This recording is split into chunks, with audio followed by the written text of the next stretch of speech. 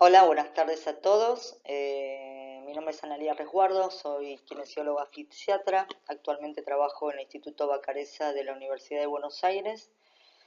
Soy docente de la Universidad Favaloro y trabajo en nuestro querido Hospital Muñiz en las unidades de cuidados críticos.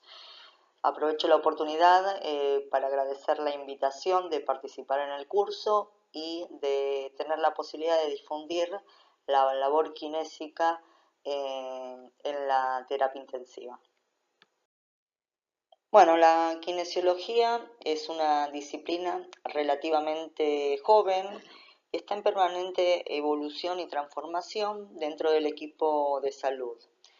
Nuestro rol en la terapia intensiva tiene como objetivo realizar cuidados respiratorios, neuromusculares del paciente en la unidad de terapia intensiva con colaboración activa en las diferentes terapéuticas hacia el paciente.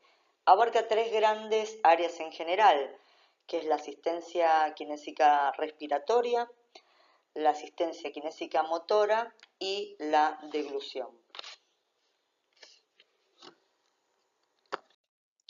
Cuando hablamos de la asistencia kinésica respiratoria, tenemos que tener en cuenta que en los pacientes se ha ido complejizando y la participación del kinesiólogo también ha ido evolucionando conjuntamente con los avances tecnológicos.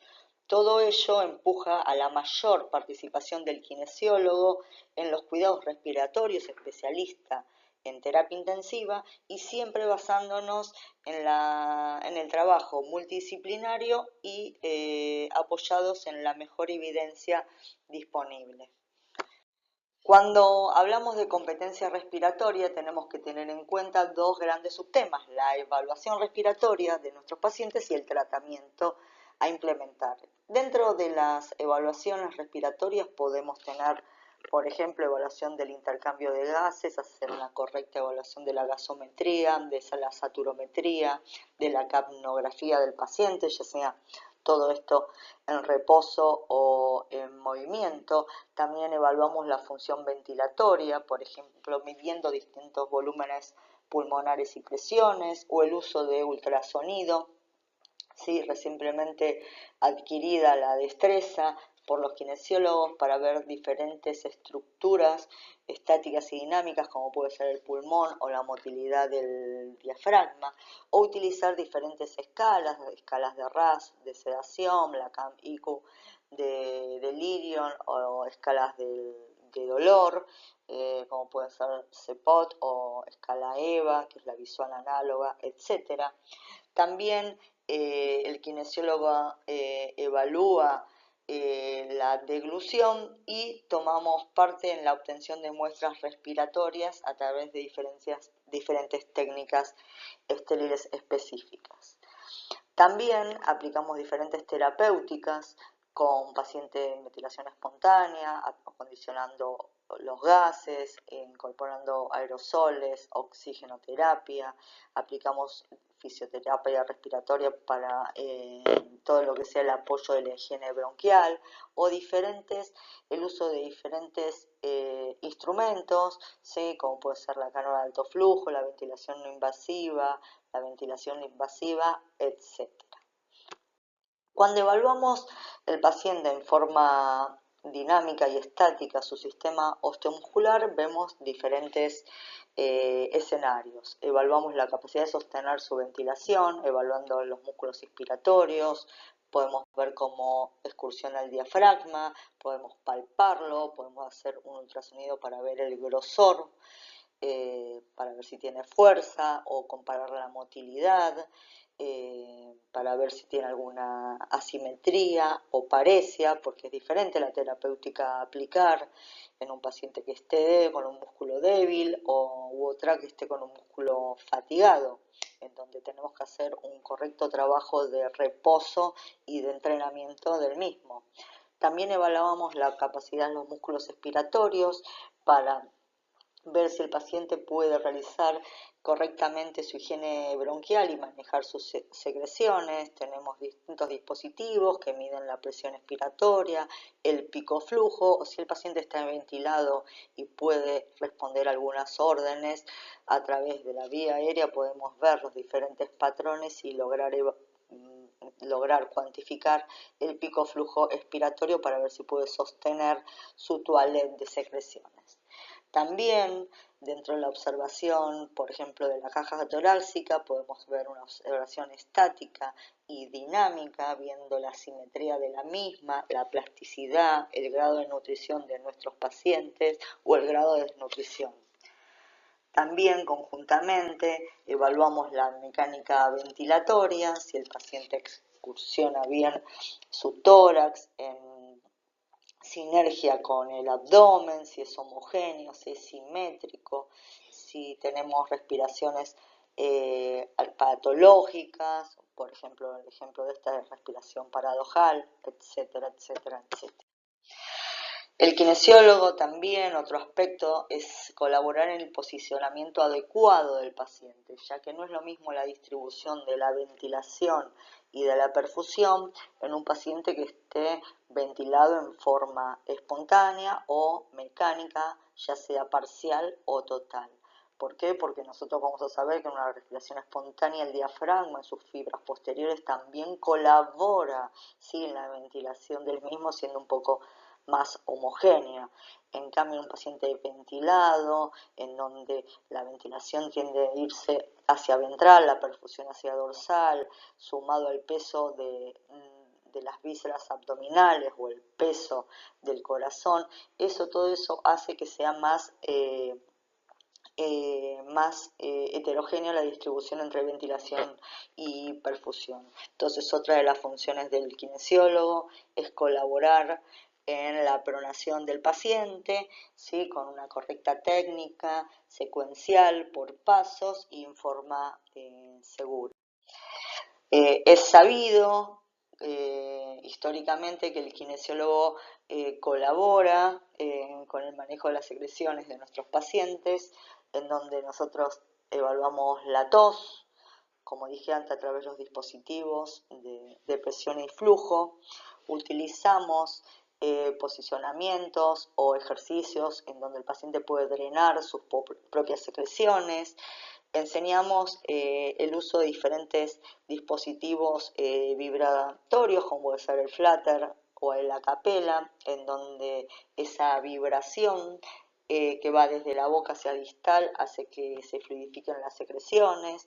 Todo esto en patologías obviamente que tengan secreciones, como pueden ser sobreinfecciones pulmonares, bronquiectasias, abscesos, o pacientes, por ejemplo, con LEM, que no tengan la posibilidad de movilizar sus propias secreciones y no quiera invadirlo, tenemos la posibilidad de hacer drenajes o posicionamientos en donde tratamos de drenar los diferentes lóbulos a favor de la gravedad, que puede ser, por ejemplo, también en abscesos, puede servir mucho, o el uso del Cough Assistance, que es un dispositivo que cambia, utiliza presión inspiratoria y expiratoria en forma muy rápida y arrastra las secreciones hacia distal y luego el kinesiólogo las aspira con unas sondas de la boca. También sirve, por ejemplo, para patologías neuromusculares, desmielinizantes, ELAs, etc.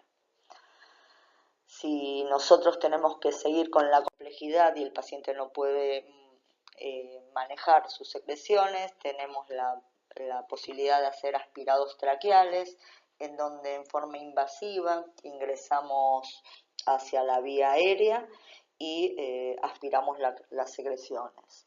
Lo hacemos siempre en forma estéril, nunca de forma rutinaria. Siempre tenemos que evaluar si el paciente requiere aspiración, ya sea ocultándolo, palpando las secreciones o viendo los patrones del monitoreo visual en las curvas del respirador. Siempre tienen que ser estériles, como dije antes. Puedo utilizar sistemas cerrados o abiertos. Sistemas cerrados lo vamos a usar siempre que no querramos despresurizar el sistema, o, por ejemplo, que tenga aspiraciones frecuentes o tenga alguna patología que comprometa la bioseguridad del operador. Siempre preoxigenar y nunca instilar, ya que lo que puedo hacer instilando es arrastrar todo el biofilm de la vía aérea artificial. Utilizar siempre longitudes acordes a la vía aérea que tenga. Si es una cánula de traqueostomía son más cortos los sistemas cerrados. Si uso sistemas abiertos, utilizar tamaños acordes a la edad de los pacientes y siempre con la presión negativa adecuada.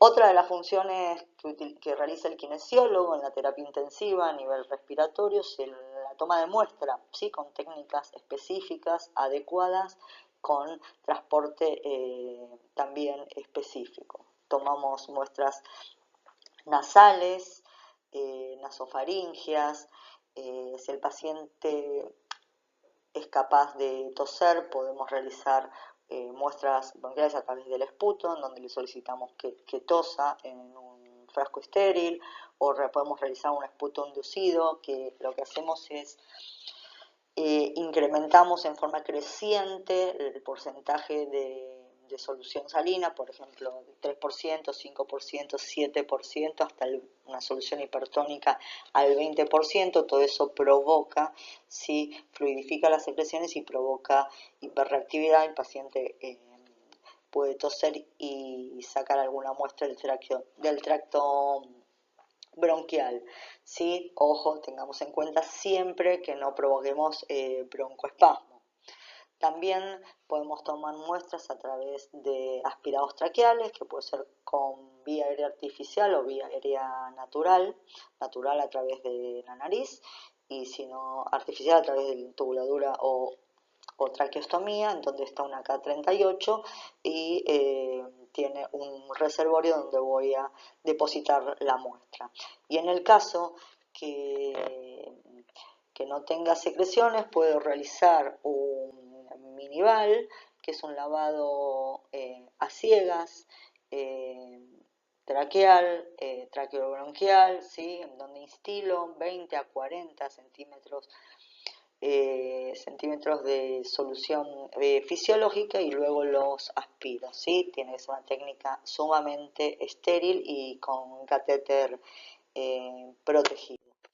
Siguiendo con la complejidad de estos pacientes, ¿sí? Tenemos que ver que otra incumbencia es seleccionar e implementar y monitorear los gases, habíamos dicho.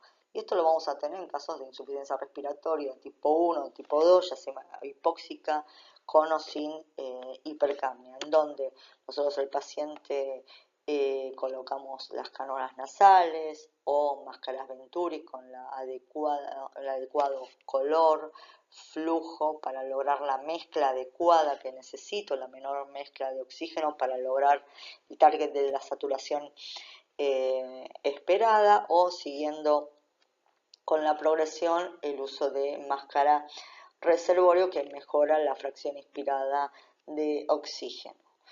Cuando quiero tener mayor confort o FIO2 más elevada y flujos altos, puedo utilizar las cánulas nasales de alto flujo o CAFO, en donde utiliza flujos altos en forma con una FIO2 determinada, que está humidificado y calentado, ¿sí? Eso mejora siempre la oxigenación, lava un poquito el espacio muerto, genera algo de presión positiva si el paciente mantiene la boca cerrada, hasta 7-8 centímetros de agua, y al ser caliente y húmedo puede mejorar lo que es el transporte mucociliar y la toilette respiratoria.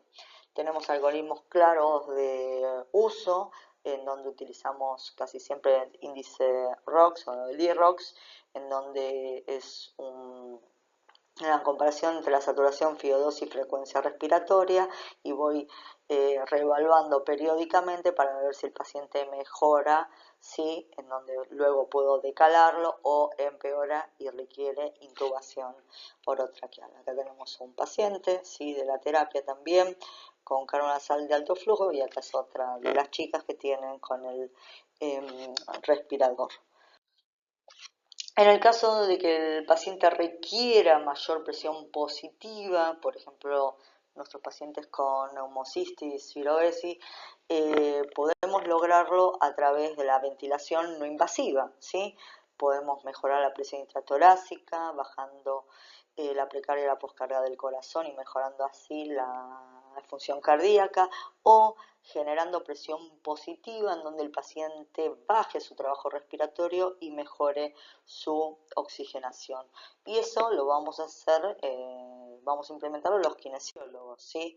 Hay mucha evidencia publicada, bastante vieja por cierto también, en donde comparan la ventilación invasiva y no invasiva, siendo muchísimo menor la mortalidad en no invasiva. Acá comparan, todos estos trabajos son hechos con neumocistis carini en pacientes HIV, y comparan, por ejemplo, ARM versus IPAP, o nasal versus máscaras faciales, o pacientes post-COVID, este más reciente, o evalúan las complicaciones en pacientes que tienen neumocitis girovesi.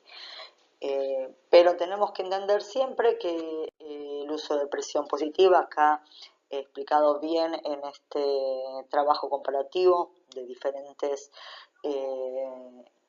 trabajos publicados, la mayoría con la utilización de CPAP, dos solamente a dos niveles, que usan IPAP y EPAP, o presión de soporte más PIP.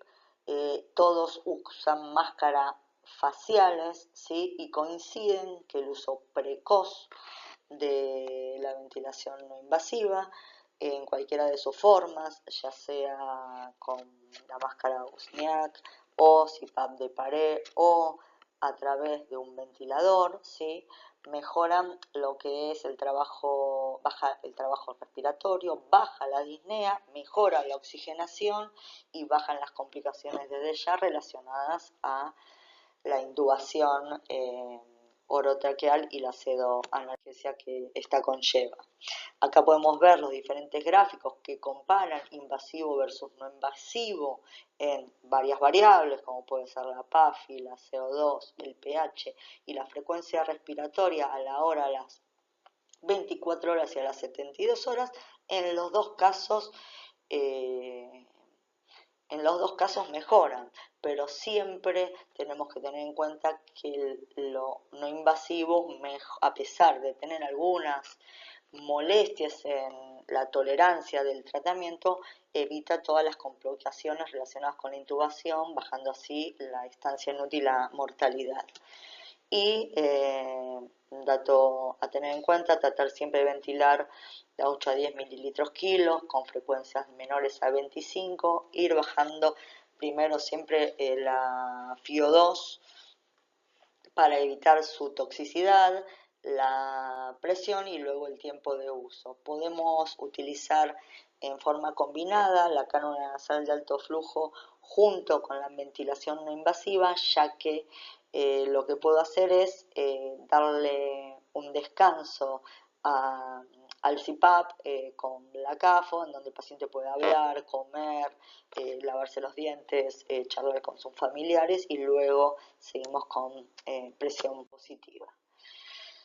La idea siempre, como acá se menciona en el consenso, hay un apartado especial para el distrés provocado por la neumocitis carini, mejora la sobrevida porque se evita la intubación y eso baja la incidencia de complicaciones e infecciones relacionadas a la misma, ¿sí?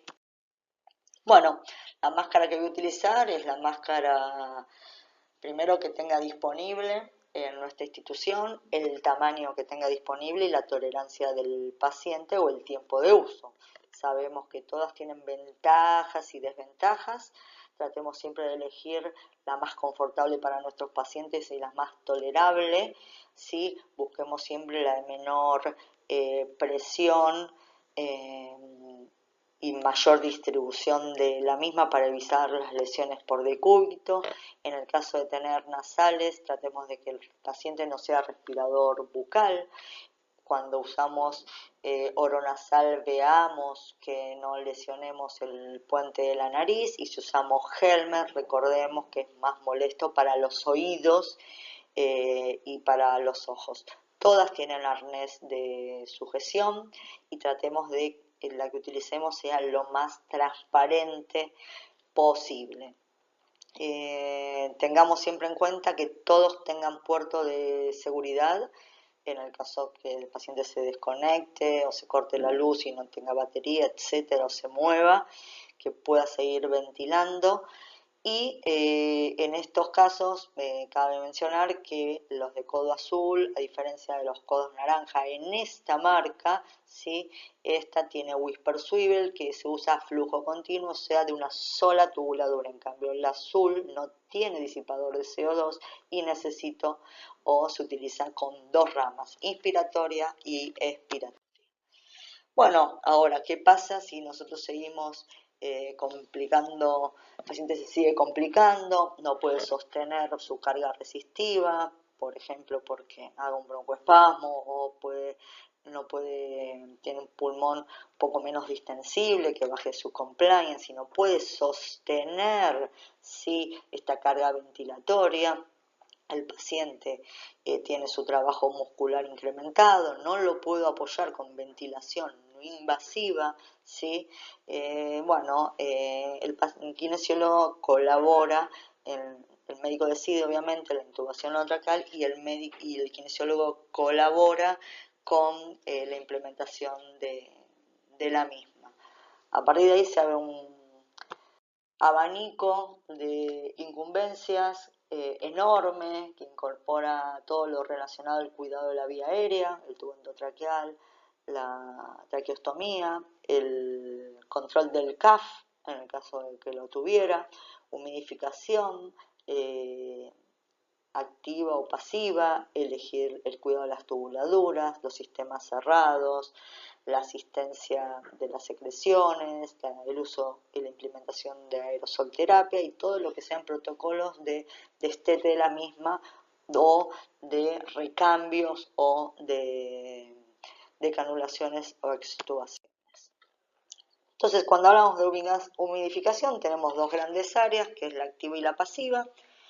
La activa la utilizamos en pacientes que necesiten una ventilación sumamente protectiva, con bajos volúmenes, altas frecuencias, o lo usamos con pacientes que tengan mucha resistencia en la vía aérea o tengan hipercapnia, o en aquellos pacientes que tengan hemoptisis e impacten los HME o pacientes con hipotermia.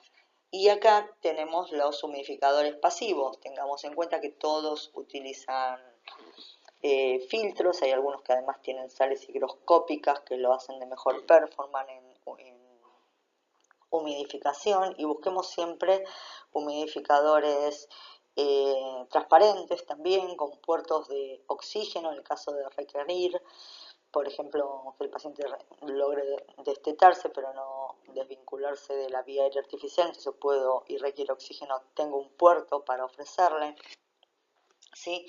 Y busquemos siempre los que sean de mejor performance, menor espacio muerto, ¿sí? Y desde ya menor resistencia. Siguiendo con las incumbencias del paciente en la terapia intensiva, muchas veces hay pacientes con HIV que pueden estar requiriendo aerosolterapia, ya sea broncodilatación, corticoides o alguna utilización de antibióticos inhalados. Nosotros sabemos que dónde debemos ubicar las aerocámaras, cuándo elegimos colapsables o no, por ejemplo esto, en dónde ubicarla para que el delivery sea eficaz. Si el paciente no tiene ventilación mecánica, el uso de cámaras espaciadoras o con válvulas, ya sea aerocámara, la ubicación en las tubuladuras de los nebulizadores, el uso y la técnica que es diferente, inhalador de polvo seco a los PAF o inhalador de dosis medida, en donde cambia el flujo inhalatorio y las pausas para mejorar el delivery, o también la utilización de diferentes dispositivos de pieza bucal como estos, por ejemplo los PARI, que son conocidos para que el paciente realice la nebulización a través del mismo. Bueno, acá está el mismo sistema mesh de malla vibrante con pieza bucal. Siempre lo que voy a tratar de buscar es la medicación que tengo y la forma de administración, ¿sí? Hay un montón de medicaciones que solamente vienen en forma nebulizable, hay otras que solamente vienen en polvo, como puede ser, por ejemplo, el colistino o la tobramicina, donde los dispositivos son inhaladores de polvo seco. ¿Sí? Entonces tengo que estar al tanto de la medicación y la posibilidad de delivery para mejorar a la llegada de la medicación al pulmón de nuestros pacientes. Y también, como seguíamos colaborando en estas insuficiencias, por ejemplo, respiratorias, pacientes que se distresan o tienen insuficiencias respiratorias por diferentes infecciones, criptococosis, toplasmosis, tuberculosis también, los pacientes están ventilados, el kinesiólogo colabora activamente en la implementación de la ventilación mecánica, en la calibración del ventilador, en el seteo del mismo, en el monitoreo del paciente, en la ventilación mecánica total o parcial, logrando la desvinculación del mismo. Como vemos acá, realizamos diferentes pruebas de ventilación espontánea para evaluar la desvinculación y en futuro la extubación o decanulación del mismo.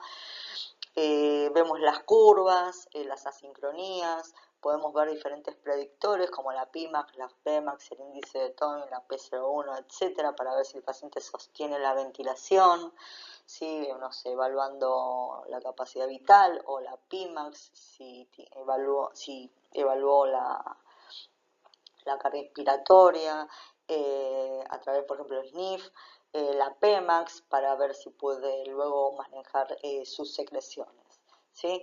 También tenemos protocolos específicos para ventilación mecánica prolongada, en donde se planifica y se cuida a un paciente en forma planificada, prolija y secuencial, teniendo siempre en cuenta la seguridad del paciente y evitar los fracasos del mismo. Y diferentes test de extubación para lograr una extubación segura, como el Cuffless Test. Por participar del equipo de salud también colaboramos en forma activa a la prevención de las neumonías asociadas a la ventilación mecánica, con la higiene de manos, la elevación de la cabecera, ya sea en prono o en supino, aspiramos el lago subglótico permanentemente, por eso el uso de tubo traqueal y cánula de traqueostomía con puerto subglótico, no hacemos recambios rutinarios de circuitos ni de tubuladuras, controlamos las trampas de agua en el caso de utilización de humidificación activa, cuidamos la vía aérea artificial y trabajamos activamente en protocolos de weaning y vacaciones de sedo-analgesia para la desvinculación lo más precoz que se puedan de la asistencia mecánica, ¿sí? Y también controlamos el CAF, en donde si está demasiado desinflado, todo el contenido del lago puede ir hacia abajo, o si el paciente tenga reflujo o, por ejemplo, una higiene con determinadas sustancias puede penetrar y generar neumonías químicas en la vía aérea, o un control del CAP de una presión demasiado elevada puede generar diferentes complicaciones, como puede ser estenosis traqueales, que conllevan luego a cirugías, a instrumentación por endoscopía, a la utilización de Montgomery, o etcétera, etcétera, etcétera. Acá tenemos, es muy simple, se hace en forma rutinaria y se controla siempre la presión del manguito, moviéndonos entre 20 y 25 milímetros de mercurio y 25 y 30 centímetros de agua de presión, siempre eligiendo los balones de mayor volumen y de baja presión. Siguiendo también en las incumbencias, colaboramos en la elección o selección del tipo de cánula de traqueostomía. Por ejemplo, acá hay con 2 balones que se usan para la ventilación mecánica prolongada, que ya no hay más, creo, en nuestro país, o cánulas largas, ¿sí? Que se puede regular lo que ingresa. Esta es de PVC, esta es siliconada y espiralada, en donde podemos regular la rama interna, ¿sí? La longitud de la rama interna, o el uso de cánulas con puerto subglótico o no, o con camisa. Acá antiguamente se utilizaban las metálicas, Crishaber, o estas que son tipo Biesalski, donde tienen una endocánula, una exocánula, ¿sí? Y viene con diferentes dispositivos de sujeción para toser, para poder bañarse, o por ejemplo para poder fonar, que es una válvula unidireccional que hace que el aire pueda pasar hacia la vía aérea superior y atravesar las cuerdas vocales y hablar, ¿sí? Seguimos un poquito también, tenemos diferentes protocolos con nuestras traqueostomías para evaluar la futura decanulación de la misma, en donde vemos el nivel de conciencia siempre, si tiene manejo del lago, si tiene presiones traqueales elevadas, y lo desestimamos, lo trabajamos. Evaluamos la tos, porque tiene que ser capaz de manejar sus secreciones. Evaluamos la deglución con diferentes pruebas, como puede ser, por ejemplo, el Blue Test, que se hace con vía aérea artificial. Acá tenemos un paciente que le acabamos de hacer el Blue Test en vía aérea artificial, o puede ser una prueba de tolerancia para evaluar la deglución sin vía aérea artificial, que se evalúa en forma indirecta, ¿sí? No es el gol estándar de ninguna manera, pero en la terapia intensiva puede ser una herramienta que le da más independencia al paciente en la evaluación de la deglución. Y acá evaluamos diferentes aspectos, las diferentes fases de la deglución, la dentición, el manejo de la saliva, la movilidad, los pares craneales, el nivel de conciencia o colaboración del mismo. Movilidad me refiero a la mandíbula, al cuello, a una correcta postura, si tiene voz húmeda o no, si tiene reflejo de protección de la vía aérea, reflejo tusígeno, reflejo nauseoso, la sensibilidad que el paciente tenga. Y lo hacemos de diferentes formas de evaluación, pues puede ser, las dos tienen fallas, pero es una de las posibilidades para evaluar en la terapia intensiva el Blue Test y el Blue Test modificado. En el caso que tenga la posibilidad, luego puedo hacer un FES a través de una endoscopía, en donde puedo ver in situ si el paciente se aspira o no, o ver la sensibilidad, o mejor aún, una videodeglución en donde puedo ver las diferentes fases del paciente, los posicionamientos y las diferentes consistencias, pero muchas veces es difícil de realizar en una terapia intensiva. Si da fallido y el paciente se broncoaspira, ¿sí? Utilizamos diferentes formas de rehabilitar la deglución, con distintas maniobras, carrasperas, estímulos musculares, estímulos de ascenso laríngeo, estímulo sensitivo, o estímulo JET, por ejemplo, que se hace inyectando aire comprimido a través del puerto subglótico, ¿sí? Acá ven, primero lo que hace, se aspira bien y luego se inyecta a través del puerto subglótico en forma creciente, aire comprimido, empezamos con 1 litro por minuto hasta que el paciente se vaya acostumbrando y varias veces por día para estimular la sensibilidad y la fonación como mecanismos también de protección de la vía aérea. Y bueno, finalmente llegamos al último punto de nuestro trabajo en la terapia intensiva, que va en paralelo con los otros que mencioné, que es la asistencia kinésica motora. Todos los pacientes se evalúan y tienen contraindicación de movilidad, ¿sí? Hay muchas contraindicaciones absolutas y relativas. Dentro de las absolutas tenemos si el paciente está en este momento haciendo diálisis o tiene en ese momento, bueno, una máquina de ECMO. En ese momento sí no se moviliza el paciente. Si tiene inestabilidad medular o algunas fracturas que estén inestables o no esté segura. Y relativas a aquellos pacientes con obesidad mórbida o si tiene alteraciones cognitivas o no es colaborador. La idea de estos pacientes es evaluar su nivel de independencia, su movilidad y trabajar la fuerza en forma progresiva para darle al paciente mayor independencia en sus movimientos.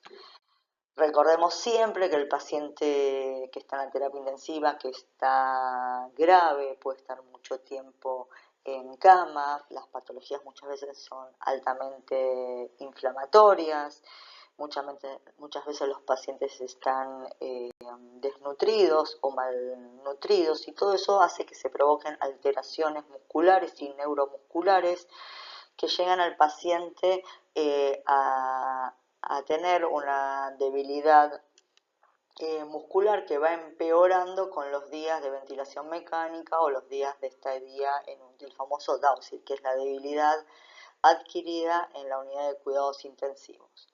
Es por ello que hay mucha evidencia al respecto, ¿sí? Pero todo sugiere que hay que tratar de lograr lo más tempranamente posible vacaciones de seno de analgesia para lograr movilidad activa, ¿sí? En donde el paciente inicia el movimiento o activo asistido o lo realiza en forma completa. La movilidad pasiva en un paciente que está bloqueado, que está con una sedación profunda, mejora el rango articular y mantiene estirado y elástico el sarcómero y todo el tejido conectivo inter las fibras musculares, ¿sí? Pero no genera fuerza. Por eso es importante trabajar la movilización activa y la sedestación precoz del paciente para evitar la polineuropatía, la miopatía, el desacondicionamiento y todas las complicaciones como la hipotonía, hipotrofia, desventaja mecánica, telectasias y etcétera que genera. Acá tenemos un ejemplo de los diferentes niveles de trabajo, hay millones de protocolos diferentes, pero más o menos son todos con la misma secuencia. Primero el paciente que está sedado o bloqueado, hacer cuidados posicionales, movilización pasiva para mantener la articulación y la elasticidad muscular, luego activo asistida, luego activa sola y sedestación en cama, primero, sedestación al borde de la cama después, lograr transferencias trabajando la sedestación en silla afuera de la cama, propiocepción, equilibrio largo, premarcha, bipedestación, premarcha y marcha, y algunas unidades de cuidados críticos también adentro de la terapia tienen pedaleras o cicloergómetros. Se puede utilizar para cualquier patología que tenga ventilación mecánica prolongada o cuidados críticos, ¿sí? Acá tenemos dos ejemplos, un paciente que estuvo ventilado, vía aérea artificial, esta paciente no, ¿sí? Y los dos están trabajando ejercicios de movilidad activa al borde de la cama, sedestación en forma independiente, control de tronco, equilibrio corto y propriocepción. Y acá les dejo esta guía que es japonesa, también de la importancia de la rehabilitación precoz en terapia intensiva, que apunta a varias esferas, como pueden ser protocolos prolijos, tratamientos diarios, el uso de electroestimulación o cicloergómetros, la importancia de tener sillones dentro de la terapia intensiva, la importancia de la nutrición, un tratamiento precoz de la disfagia en el caso que haya, o una nutrición no oral adecuada. También continuar con el tratamiento post-terapia intensiva y incorporar siempre a la familia como parte de la rehabilitación. Bueno, ¿y qué tenemos en el futuro? Bueno, este es en Brasil el uso de taping, ¿sí? En pacientes que están ventilados con patologías además que tienen trastornos neuromusculares o por ejemplo un Guillain-Barré, ¿sí? Para estimular lo que es el área neuromuscular con el taping, ¿sí? O en esta imagen que es de Estados Unidos, el uso de una pedalera, en este caso hay activas, acá en Argentina hay también pedaleras pasivas, que combina la movilidad junto con la rehabilidad virtual y la electroestimulación.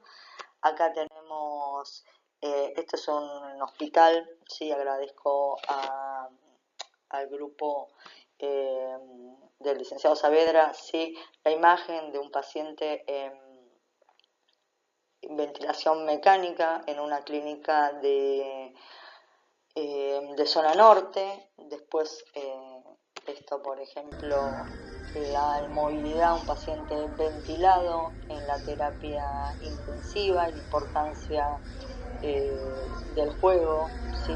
A nivel social, o esta paciente que logra caminar a pesar de los altos requerimientos de PIB que tenía, por lo menos 10, y FIO2 de 100% también en Brasil. Bueno, espero haber sido clara, no haberlos aburrido. Les hice un pantallazo de la función kinésica en nuestros pacientes en terapia intensiva, en patologías relacionadas al HIV.